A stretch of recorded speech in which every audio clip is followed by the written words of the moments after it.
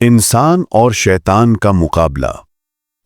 فقی ابو اللیث فرماتے ہیں کہ ابو محمد نے فرمایا، ابو محمد حضرت انس بن مالک کے شاگرد تھے، کہ ابلیس نے اللہ تعالیٰ سے عرض کیا، یا اللہ، تو نے انسان کے واسطے اپنی عبادت کے مخصوص گھر بنائے، میرے لیے اس طرح کا کوئی گھر نہیں؟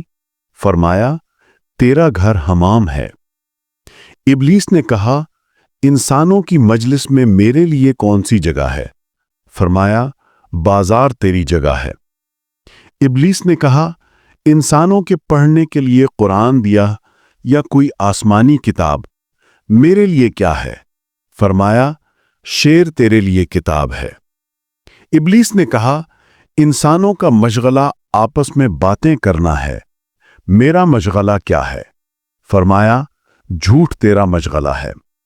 ابلیس نے کہا، انسانوں کو اذان دی جس سے وہ نماز کے لیے جمع ہو جاتے ہیں، میری اذان کیا ہے؟ فرمایا، گانا بجانا تیری اذان ہے۔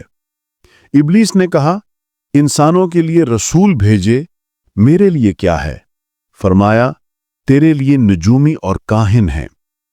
ابلیس نے کہا، انسانوں کو کتاب دی، میرے لیے کون سی کتاب ہے؟ فرمایا، تیرے لیے وشم ہے۔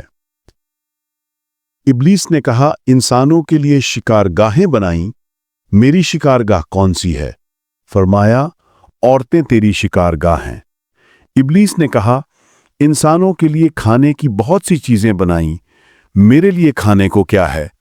فرمایا، وہ کھانا جس پر بسم اللہ نہ پڑھی جائے۔